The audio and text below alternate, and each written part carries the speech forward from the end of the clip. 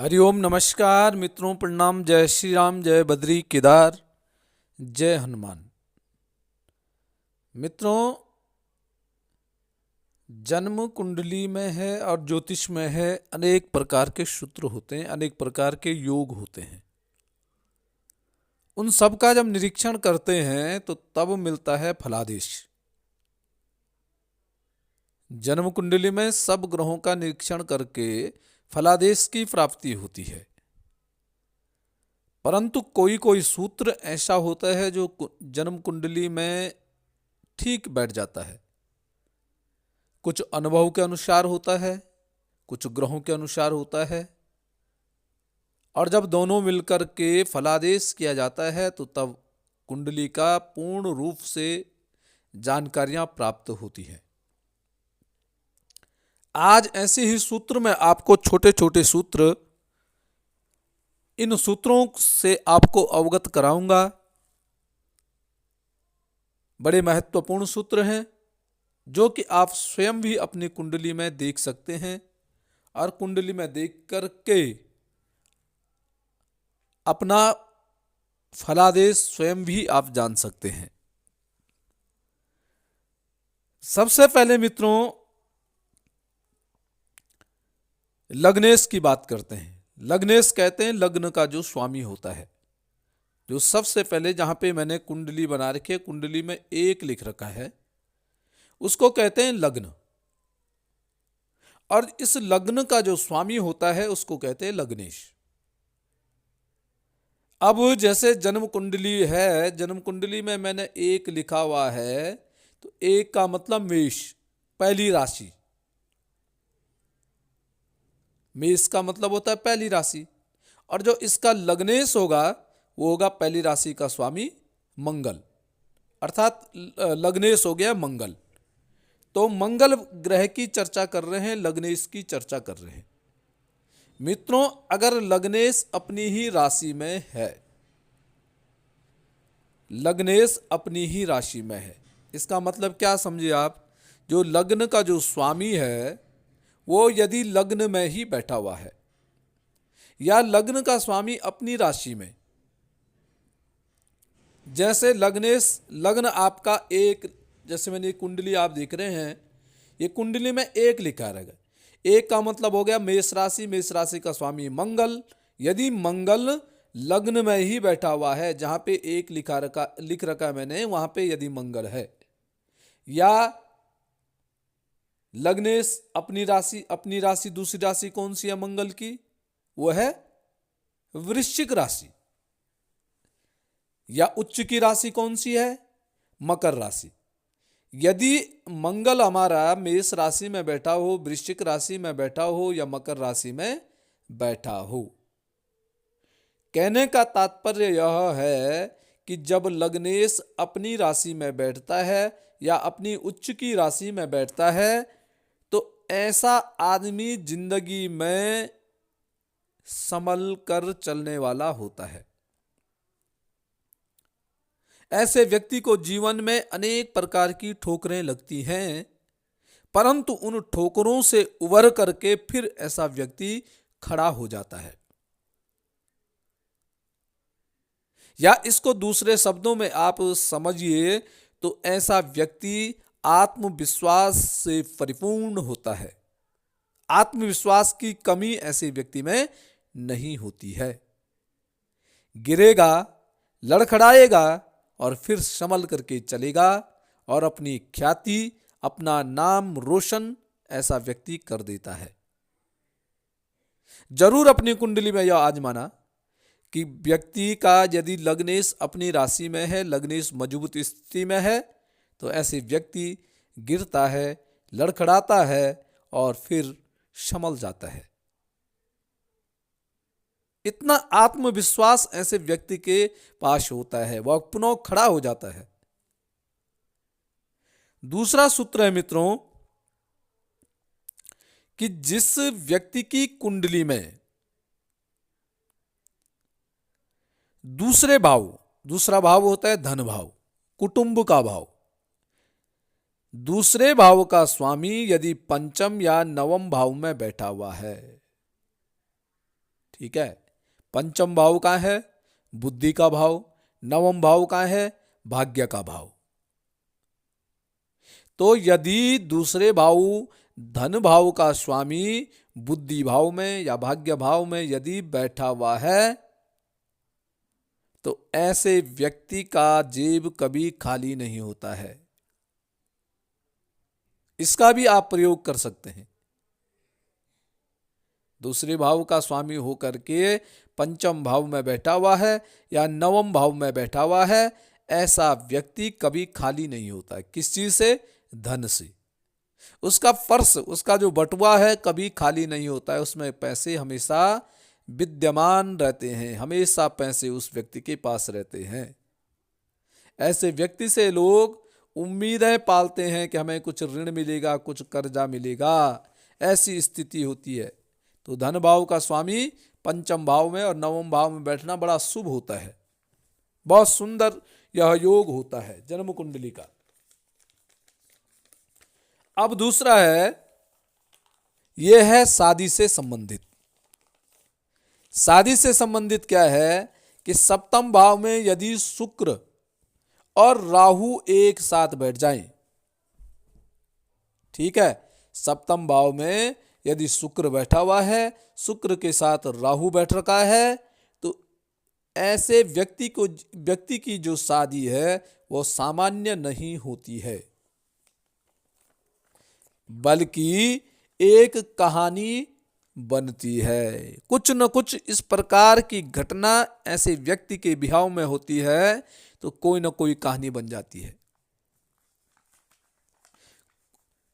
क्योंकि शुक्र और राहु जब एक साथ बैठते हैं तो ये कुछ न कुछ गड़बड़ कराते हैं, कुछ न कुछ दिक्कतें पैदा कराते हैं। तो जिस व्यक्ति के जन्म कुंडली में शुक्र और राहु साथ में बैठ रखे होंगे, वो भी सप्तम भाव में, तो वो शादी कर रहे हैं, तो शादी का जो दिन होता है ना, जिस दिन शादी होता है, जिस दिन जो लग्न होता है, उसको बहुत संयमता से करें, बड़ी बारीकी से करें। उसमें किसी भी प्रकार की छूट, किसी भी प्रकार का लापरवाही बिल्कुल भी नहीं करनी चाहिए। ठीक है। अब अगला सूत्र मैं बता रहा हूं, यह है गुप्त राज सूत्र। ये गुप्त राजयोग जिसके होते हैं उसके बारे में बता रहा हूं। मित्रों, 8वें भाव में यदि बृहस्पति बैठा है, ठीक है, 8वें भाव में बृहस्पति बैठा हुआ है, तो ऐसा जो इंसान होता है वह छुपी हुई चीज का मास्टर होता है। अर्थात जिस चीज का पता किसी को नहीं है, ये चीज उसको पता होता है। अष्टम भाव में बैठ करके राहु ऐसे कराता है व्यक्ति को, चाहे गुप्त विद्या हो या किसी का राज हो। यदि अष्टम भाव में किसी व्यक्ति के बृहस्पति बैठा हुआ है तो गुप्त विद्या का जानकार होता है, उसकी बुद्धि बड़ी तीव्र होती है, और खास करके ऐसे कार्यों में, तंत्र मंत्र के विद्याओं में उसकी बुद्धि बड़ी तीव्र बुद्धि वाला ऐसा व्यक्ति होता है। गुप्त विद्याओं का जानकार ऐसा व्यक्ति होता है। अब बताऊंगा सफलता, सफल होने के लिए क्या करना चाहिए, कैसे ग्रह होते, सफलता का सूत्र सुनो। मित्रों, 10वां भाव जन्म कुंडली का कर्म भाव होता है। अब कर्म भाव का जो स्वामी है वह लग्न से, कर्म भाव का 10वां भाव का स्वामी लग्न से त्रिकोण, लग्न से त्रिकोण कौन हो गया? एक तो पहला भाव हो गया, एक 5वां भाव हो गया, एक होगा 9वां भाव। ये त्रिकोण भाव हैं। यदि कर्म भाव का स्वामी 10वां भाव का स्वामी लग्न से त्रिकोण में पहले 5वें 9वें भाव में बैठ जाए तो ऐसा व्यक्ति जीवन में सफल अवश्य होता है। ऐसे व्यक्ति को कोई रोक नहीं सकता है। ऐसा व्यक्ति सफल जीवन जीने वाला ऐसा व्यक्ति होता है। 10वां भाव का स्वामी का होना चाहिए, ध्यान से सुनो, लग्न में, लग्न से त्रिकोण में 1, 5 और 9वां भाव में बैठा हुआ हो। तो ऐसे व्यक्ति की सफलता पर कोई उंगली नहीं उठा सकता है, कोई ऐसे व्यक्ति को रोक नहीं सकता है। ऐसा व्यक्ति जीवन में अवश्य ही सफल होता है। सफल जीवन ऐसे व्यक्ति का होता है। अब बात करूंगा मैं संतान के बारे में। पंचम भाव विद्या का, बुद्धि के साथ साथ संतान का भाव भी है। पंचम भाव का स्वामी अगर केंद्र में बैठ जाए, संतान भाव का स्वामी यदि आपका लग्न में बैठा है, तो मित्रों वह बच्चा सिर्फ बच्चा नहीं होता है, बल्कि मां बाप का रक्षक बन करके आता है। मां बाप के भाग्य को जगा करके ऐसा बच्चा आता है। ऐसे बच्चे के होने के बाद मां बाप सफल होते हैं। कौन? जब पंचम भाव का स्वामी केंद्र में बैठ जाए। अब मित्रों बात करेंगे कर्मफल के बारे में। कर्मफल जन्म कुंडली का। अगर मित्रों शनि आपके 10वें भाव को देख रहा है, ठीक है, या शनि का संबंध कहीं ना कहीं से 10म भाव से है, या 10वें शनि हो, या शनि आपका 10म भाव को देख रहा है, 8म भाव में शनि बैठ करके 10म भाव को देख रहा है, कहीं से भी यदि शनि का संबंध 10वें भाव से बनता है, तो ऐसा व्यक्ति मेहनत यदि करता है, तो ऐसे व्यक्ति की मेहनत कभी बर्बाद नहीं होती है। यदि किसी व्यक्ति का इस प्रकार से है मित्रों, तो वो निश्चिंत वो रह सकते हैं कि हमें सफलता मिलेगी ही मिलेगी।